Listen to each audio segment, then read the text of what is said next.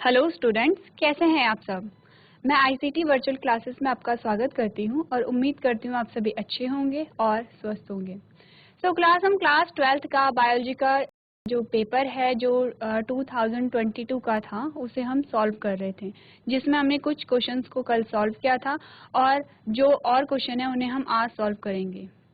तो अब हम देखते हैं कि हमने कितने क्वेश्चन सॉल्व करे हैं। हम क्या देख रहे थे, हमने जो क्वेश्चंस का नंबर है, हमें ये नहीं देखना है कि क्वेश्चन 1 नंबर का है या 5 नंबर का। जो भी क्वेश्चन हमारे पास आता है हम सारे रिलेटेड वहाँ पे जितने भी टॉपिक्स होंगे वो सारे कवर करते चले जाएंगे, जिससे हमारा रिविजन होता चला जाएगा। तो आइए चलते हैं स्मार्ट बोर्ड की तरफ। क्लास कल हमने जो क्वेश्चन सॉल्व किया था हमने देख लिया था जीनोटाइपिक रेशियो के बारे में। इसमें हमने क्या किया था, जितने भी मोनोहाइब्रिड क्रॉस से रिलेटेड क्वेश्चन आंसर्स थे वो हमने कर लिए थे। उसके बाद हमने डबल फर्टिलाइजेशन के बारे में पढ़ा, जिसमें हमने क्या देखा था, हमने फर्टिलाइजेशन से रिलेटेड जितने भी पॉसिबल क्वेश्चन हो सकते हैं या जितने भी पॉसिबल टॉपिक हो सकते हैं उन्हें हमने देखा था। नेक्स्ट हमने जो लास्ट क्वेश्चन हमने किया था उसमें हमने इन सीटू और एक्स सीटू कंजर्वेशन की बात की थी। इसके बाद जो आज हमारे पास नेक्स्ट टॉपिक आता है वो है, क्वेश्चन हमसे पूछा गया है जैव प्रौद्योगिकी में प्रयुक्त आणविक कैंची है, यानी कि the molecular scissor used in biotechnology is. सबसे पहले तो आपको ये पता होना चाहिए कि हम कौन सा पेपर सॉल्व कर रहे हैं। 2022 का हम क्वेश्चन पेपर सॉल्व कर रहे हैं। ये 2022 में आपके पास क्वेश्चन आ चुके हैं। तो इसमें हमसे पूछा गया है कि मॉलिक्यूलर सीजर के बारे में, तो मॉलिक्यूलर सीजर के बारे में प्लस यहाँ पे बायोटेक्नोलॉजी का नाम आ गया है। हमने बायोटेक्नोलॉजी में क्या पढ़ा था, हमने क्या देखा था कि बायोटेक्नोलॉजी में क्या हो रही है, यहाँ पे टेक्नोलॉजी और लिविंग ऑर्गेनिज्म का क्या है, यहाँ पे कॉम्बिनेशन है। जैसे कि नाम इंडिकेट कर रहा है बायो प्लस टेक्नोलॉजी। क्या है ये नाम, बायो प्लस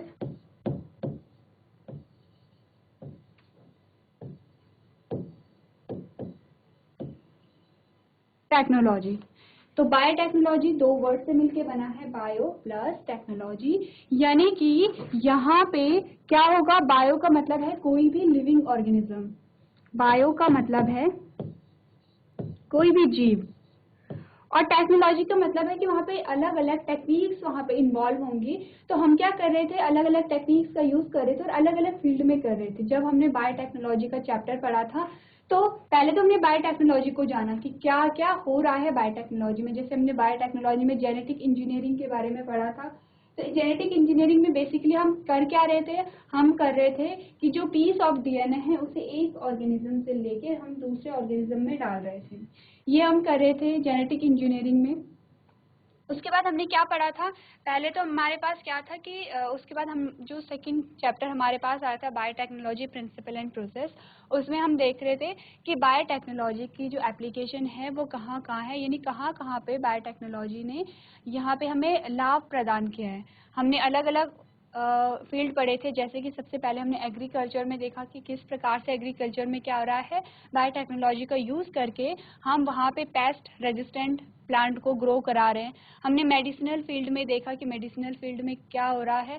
इसी प्रकार से हमने काफ़ी चीज़ें वहाँ पे देखी थी। तो बायोटेक्नोलॉजी में क्या है, हमने जेनेटिक इंजीनियरिंग के बारे में पढ़ा है और इसी में हमने क्या पढ़ा था, मॉलिक्यूलर सीजर के बारे में पढ़ा था, यानी आणविक कैंची के बारे में।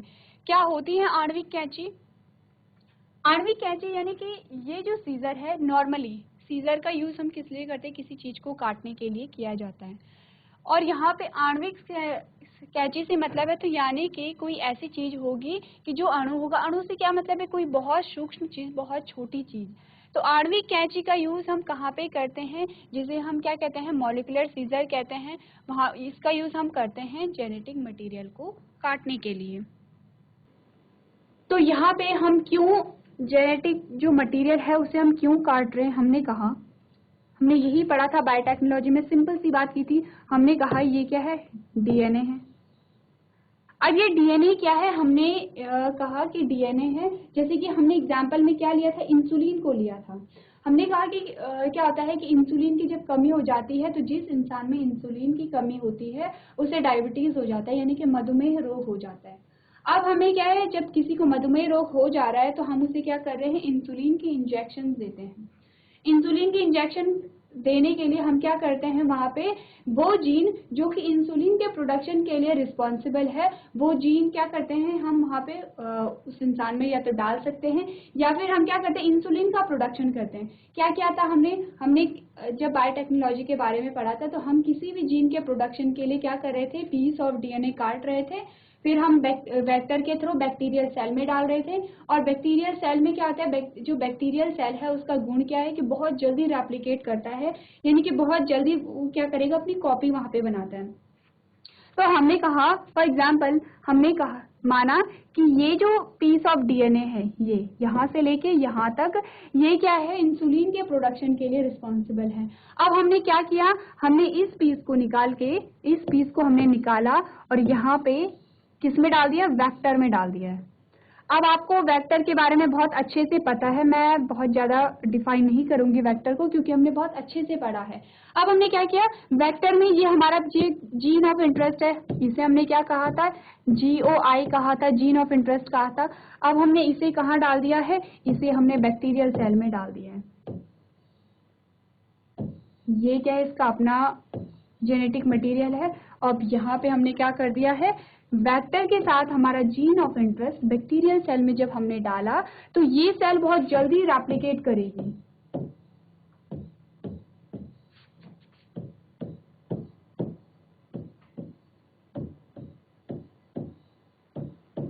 अब इसमें दोनों आएंगे, इसका जेनेटिक मटेरियल भी आएगा और इसमें वेक्टर भी आएगा, जिसमें हमारा जीन ऑफ इंटरेस्ट है, सारे आएंगे इसमें।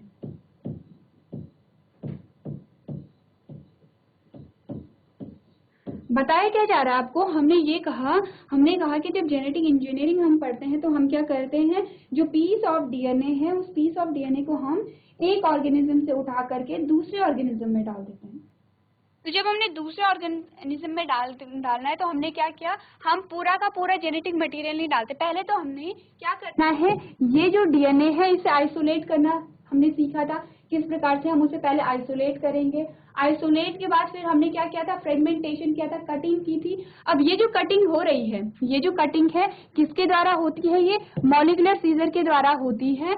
और उस मॉलिक्यूलर सीजर को हम क्या कहते हैं, रेस्ट्रिक्शन एंडोन्यूक्लियस कहते हैं। यानी क्वेश्चन का आंसर हमें मिल गया है कि the molecular scissor used in biotechnology is, सबसे पहला ऑप्शन था डीएनए लाइगेज, नहीं, डीएनए लाइगेज नहीं था, डीएनए पॉलीमरेज, थर्ड था हेलिकेज और फोर्थ है रेस्ट्रिक्शन एंडोन्यूक्लियस। तो रेस्ट्रिक्शन एंडोन्यूक्लियस क्या कर रहे थे, वहां पे जेनेटिक सीजर का काम कर रहे थे। यानी हमने पहले आइसोलेट किया डीएनए को। आइसोलेट का क्या मतलब होता है, हमने कहा कि हमें इंसुलिन का जीन निकालना है, तो पहले हम क्या करेंगे, उस इंडिविजुअल से, उस किसी भी जीव से जिससे हमें की इंसुलिन का जीन लेना है, उसके डीएनए को हम क्या करेंगे, सेल से अलग करेंगे। यानी हमने क्या किया कि अगर कोई प्लांट सेल है तो हमने सेल वॉल भी तोड़नी है, अगर एनिमल सेल है तो सेल वॉल नहीं होगी, लेकिन सेल मेम्ब्रेन होगी, वहां पे ऑर्गेनेलीज होंगी, वहां पे आरएनए होगा, और वहां पे सब चीज को हटा के हमें सिर्फ अपना डीएनए वहां पे प्राप्त करना है। आइसोलेट हो गया डीएनए, फिर हमने फ्रेगमेंटेशन की प्रोसेस की, जिसमें हम क्या कर रहे हैं,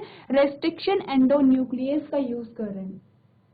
उसके बाद हमने क्या किया, फ्रेगमेंटेशन हो गया। अब हमारा जो पीस ऑफ डीएनए है या जीन ऑफ इंटरेस्ट है, जीन ऑफ इंटरेस्ट किसे कहेंगे, जिस जीन में हमें इंटरेस्ट है। और किस जीन में हमें इंटरेस्ट होगा, जो हमें क्या करेगा, प्रोडक्ट दे रहा है। यानी कि हमें उस जीन में इंटरेस्ट होगा जो हमें इंसुलिन का प्रोडक्ट दे रहा है।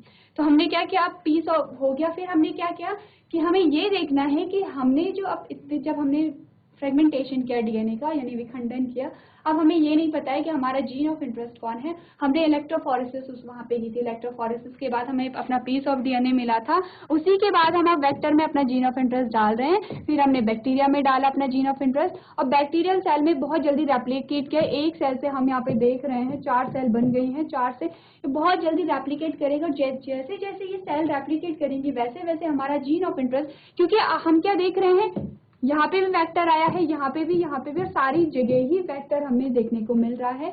यानी जितनी जगह वेक्टर जाएगा उतनी जगह हमारा जीन ऑफ इंटरेस्ट जाएगा, और वहां पे क्या होगा, प्रोडक्ट है वो ज्यादा मात्रा में मिल रहा है।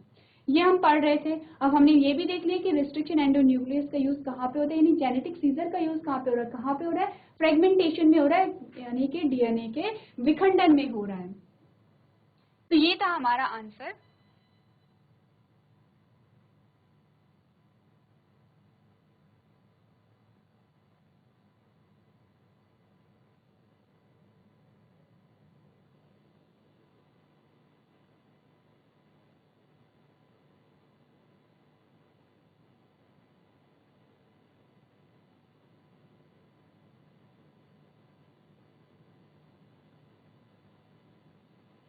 चलिए इसके बाद जो नेक्स्ट हमारे पास क्वेश्चन आता है उसमें हमसे पूछा गया एक्स एक्स तथा एक्स वाई गुणसूत्र किस नाम से जाने जाते हैं, यानी कि by which name are the X X and X Y chromosome known. अब हमें पूछा यह कि जो एक्स एक्स है और एक्स वाई है इनका क्या नाम है। तो हमने पढ़ा था दो प्रकार के गुणसूत्र हमारे पास पाए जाते हैं। सबसे पहले हमने क्या कहा, हमारे पास टोटल 46 क्रोमोसोम पाए जाते हैं जिसे हम कहते हैं 23 पेयर, यानी कि 23 जोड़े जिसे हम कहते हैं।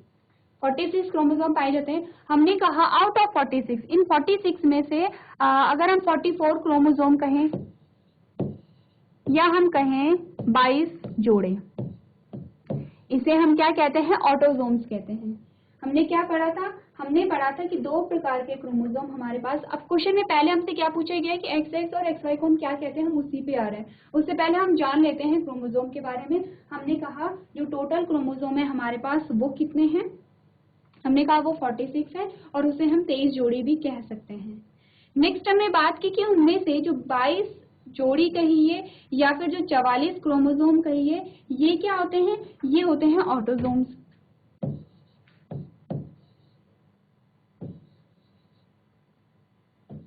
अब ऑटोसोम्स का क्या मतलब होता है कि ये जो 44 जोड़े हैं, मेल हो या फीमेल हो, यानी कि स्त्री हो या पुरुष हो, दोनों में क्या होंगे, समान होंगे। बात आती है जो एक पेयर क्रोमोसोम होता है, जो एक पेयर क्रोमोसोम होता है वो उसे हम क्या कहते हैं, वो जो एक पेयर होता है वो क्या होता है, उसे हम कहते हैं सेक्स क्रोमोसोम।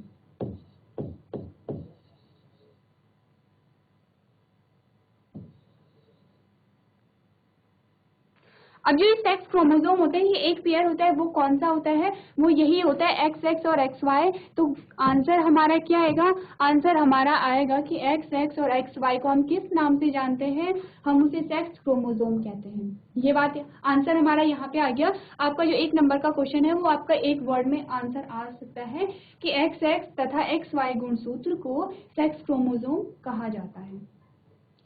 अब आंसर तो हमारा यहाँ पे आ गया है, लेकिन हमारे पास नेक्स्ट जो क्वेश्चन आता है वो ये आता है कि क्यों हम इन्हें सेक्स क्रोमोसोम कहते हैं। इसका हमें अब रीजन बताना है कि क्यों हम सेक्स क्रोमोसोम कहते हैं। चलिए पहले मैं यहाँ पे आंसर लिख देती हूँ। आंसर है हमारा, इन्हें हम कहते हैं सेक्स क्रोमोसोम।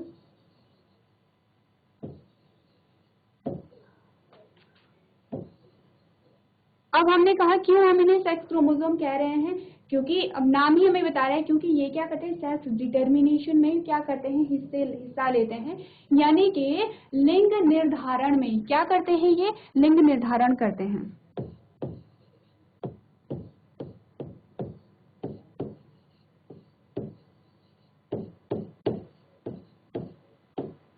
लिंग निर्धारण का क्या मतलब है, चलिए बताते हैं यहाँ पे कि लिंग निर्धारण किस प्रकार से हो रहा है।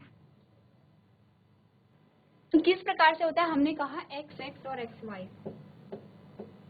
ये एक्स एक्स है और ये एक्स वाई है, जिन्हें हमने सेक्स क्रोमोसोम कहा है। अब जो एक्स एक्स होता है वो होती है फीमेल, तो एक्स एक्स क्रोमोसोम होते हैं वो फीमेल में होते हैं, जो एक्स वाई क्रोमोसोम होते हैं वो मेल में होते हैं।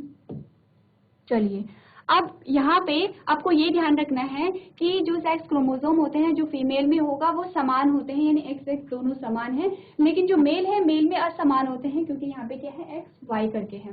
तो अगर इनका जब क्रॉस कराया जाए या फिर मेटिंग होती है तो यहाँ पे क्या होगा, सबसे पहले हमने क्या सीखा था, जब भी हम क्रॉस करा रहे हैं, अब जब हमने मेंडल्स के लॉ पढ़े थे तो मेंडल्स के लॉ में हमने क्या देखा था, मेंडल्स ने किसके बीच यहाँ पे क्रॉस कराया था, जो पी प्लांट था। लेकिन जो क्रॉस उन्होंने कराया है, जो भी चीजें जैसे जो बेसिक जो टर्म्स है वो क्या है, सिमिलर है, जैसे कि हमें इंडिकेट करना है ये क्या है, पेरेंट है। अब जब भी क्रॉस होगा तो उसके बाद गैमीट बनेंगे, ये हमें ध्यान रखना है, क्योंकि गैमीट हमेशा बनते हैं, तो हमें शो कराना है कि गैमीट यहाँ पे क्या कर रहे हैं, बन रहे हैं। तो गैमीट, अगर हम फीमेल की बात करें तो क्या होंगे, गैमेट तो 2 बन रहे हैं लेकिन एक ही प्रकार के हैं, सेम हैं। लेकिन अगर हम बात करें मेल की तो यहाँ पे 2 प्रकार के गैमेट बनेंगे, एक्स और वाई।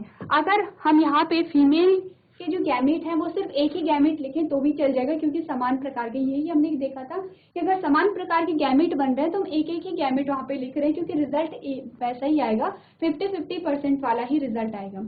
अब जो मेल है तो मेल में हम सिर्फ एक ही गैमेट को नहीं लिखेंगे, क्योंकि यहाँ पे अलग अलग गैमेट है, तो हम क्या करेंगे, अलग अलग गैमेट को लिखेंगे। चलिए, अब गैमेट हो गया है तो अब यहाँ पे हम देखते हैं कि पॉसिबल कंडीशंस देखते हैं कि किस प्रकार से है। अब यहाँ पे जो क्रॉस हो रहा है, यहाँ पे हमें देखना है कि यहाँ पे डॉटर होती है या सन होता है, हमें यही देखना है यहाँ पे लड़की होगा या लड़का होगा। तो ये जो क्रोमोसोम है इन्हीं क्रोमोसोम पे डिपेंड करेगा कि यहाँ पे लड़का होगा या लड़की होगा।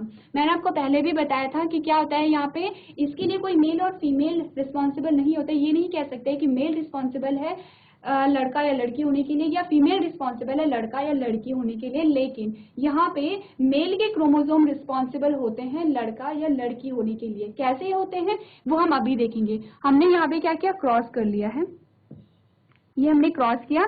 तो जब क्रॉस किया तो दोनों हमारे पास XX आई है, दोनों हमारे पास क्या है, XX आया।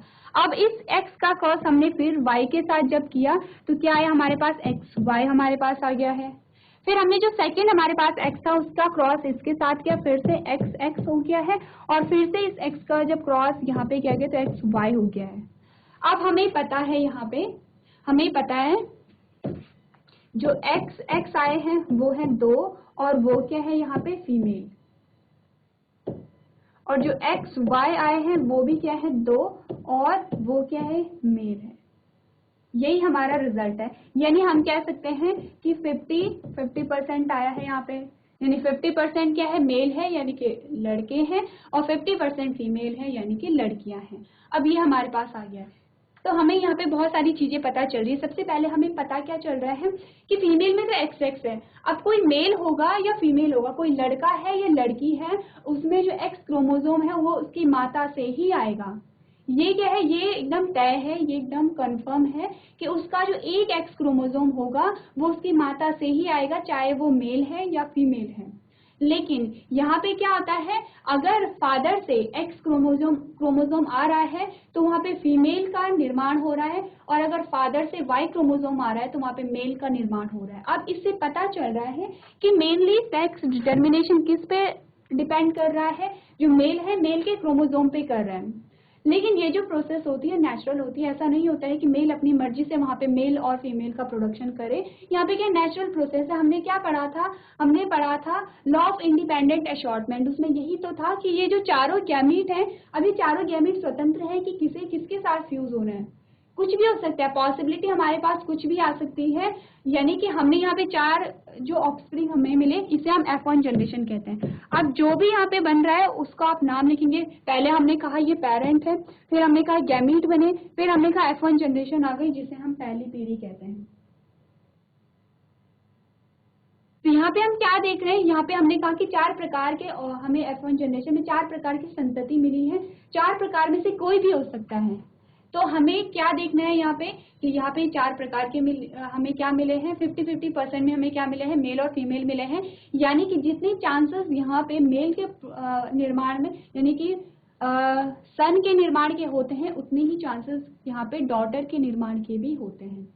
तो क्वेश्चन हमारे पास क्या था कि हम XX और XY को क्या कहते हैं, हमने कहा सेक्स क्रोमोसोम कहते हैं। और अगर आपके पास क्वेश्चन अब आएगा कि हम क्यों कहते हैं, तो आप डिफाइन कर सकते हैं कि क्यों कहते हैं। आप ये क्रॉस वहां पे बनाएंगे कि क्योंकि यहाँ पे क्या हो रहा है, सेक्स डिटर्मिनेशन हो रहा है इन क्रोमोसोम के द्वारा, इसीलिए हम इन्हें क्या कहते हैं, इन्हें हम सेक्स क्रोमोसोम कहते हैं। और आपके पास ये भी आ सकता है कि सेक्स क्रोमोसोम के अलावा और जो हमारे पास क्रोमोसोम बचते हैं उन्हें हम क्या कहते हैं, उन्हें हम ऑटोसोम्स क्रोमोसोम कहते हैं। क्या होती है, अब डिफरेंस अगर पूछा जाए कि डिफरेंस बताइए कि जो सेक्स क्रोमोसोम और ऑटोसोम्स क्रोमोसोम होते हैं, आप कहेंगे जो ऑटोसोम्स क्रोमोसोम होते हैं वो मेल और फीमेल में समान होते हैं, जबकि हमने सेक्स क्रोमोसोम की बात की तो वो मेल और फीमेल में अलग अलग होते हैं। चलिए, तो यहाँ तक की बात हमने कर ली है।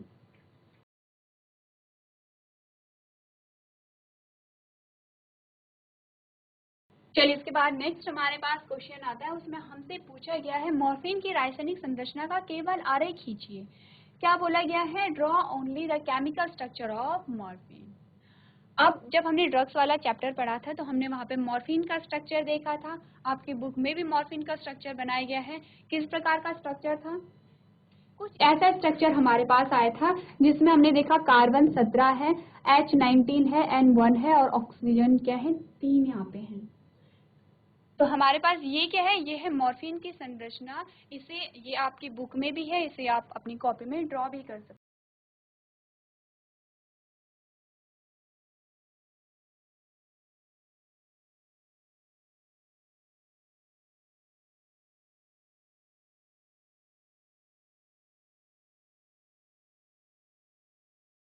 चलिए इसके बाद हमारे पास नेक्स्ट क्वेश्चन आता है और उसमें हमसे पूछा गया उस पारस्परिक क्रिया का नाम लिखिए जिसमें एक जाति को लाभ होता है किंतु दूसरी जाति को न लाभ होता है और ना ही हानि होती है। क्या कह रहे हैं, name the interaction in which one cast is benefited but other caste neither benefited nor harm. यानी कि हमने पढ़ा था, जब हमने सहजीवी रिलेशनशिप पढ़ा था, हमने उसमें क्या देखा था, सहजीवी जो रिलेशन था या सहजीवी संबंध था उसमें हम देख रहे थे कि वो एक दूसरे को बेनिफिट दे रहे हैं, यानी कि एक दूसरे की सहायता कर रहे हैं, यानी दोनों एक दूसरे को सहायता प्रोवाइड करेंगे, एक दूसरे से बेनिफिट लेंगे। लेकिन हमने यहाँ पे क्या देखा, अब पैरासाइट होता है, पैरासाइट में क्या होता है कि जो पैरासाइट होता है उसे तो बेनिफिट होता है, लेकिन जो होस्ट होता है उसे क्या होती है, हानि होती है, क्योंकि वो उसकी बॉडी से भोजन को ले रहा है तो उसे हानि पहुंचती है। तो हमारे पास एक अलग दूसरी प्रकार का जो इंटरेक्शन है वो हमसे पूछा गया है कि हमें अब उस पारस्परिक क्रिया का नाम बताना है जिसमें एक जाति को तो लाभ हो रहा है, ये कंफर्म है कि एक जाति को लाभ हो रहा है, लेकिन ये जो दूसरी जाति है उसे ना ही लाभ हो रहा है और ना ही हानि हो रही है, वो अनइफेक्टेड है यहाँ पे।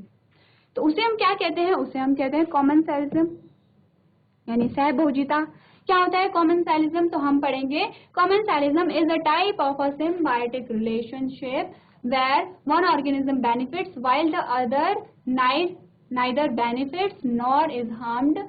अब यहाँ पे हमें क्या बताया गया है कि सहभोजिता एक प्रकार का सहजीवी संबंध है जहाँ एक जीव को लाभ होता है जबकि दूसरे को ना तो लाभ होता है और ना ही नुकसान होता है। एग्जाम्पल में हमारे पास क्या है, यहाँ पे वेल पर बार्नाकल का बढ़ना सहभोजिता का एक उदाहरण है। तो ये हमारे पास क्या आ गया है, हमने उस पारस्परिक क्रिया का नाम भी हमारे पास आ गया है और एग्जाम्पल भी हमारे पास यहाँ पे आ गया है, इसे आप नोट कर सकते हैं।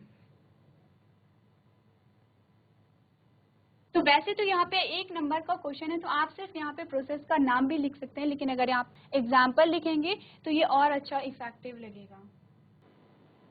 चलिए इसके बाद जो नेक्स्ट क्वेश्चन हमसे पूछा गया है उसमें हमसे कहा गया तंबाकू में कौन सा रासायनिक पदार्थ होता है, उस पदार्थ का मानव स्वास्थ्य पर क्या दुष्प्रभाव पड़ता है।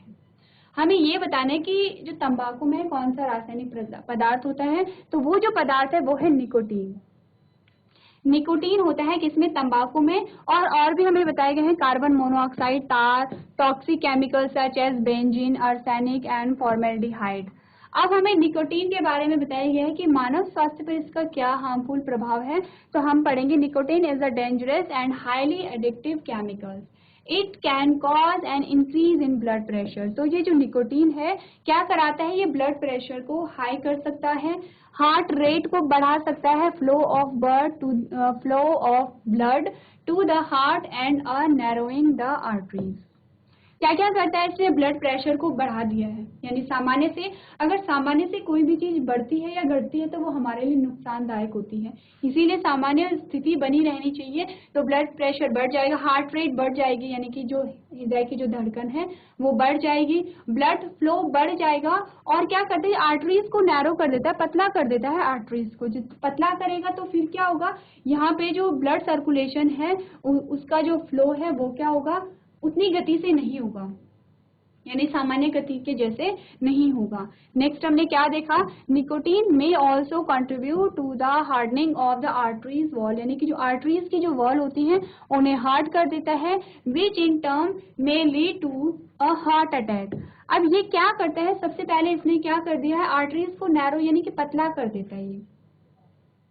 अब जब पतला कर देता है तो नेक्स्ट हमने क्या देखा, आर्टरीज को हार्ड भी कर देता है, जब पतला करेगा हार्ड कर देगा तो उसमें ब्लड जमने लग जाएगा, ब्लड जम सकता है, तो हार्ट अटैक की पॉसिबिलिटी, हार्ट अटैक भी वहाँ पे हो सकता है।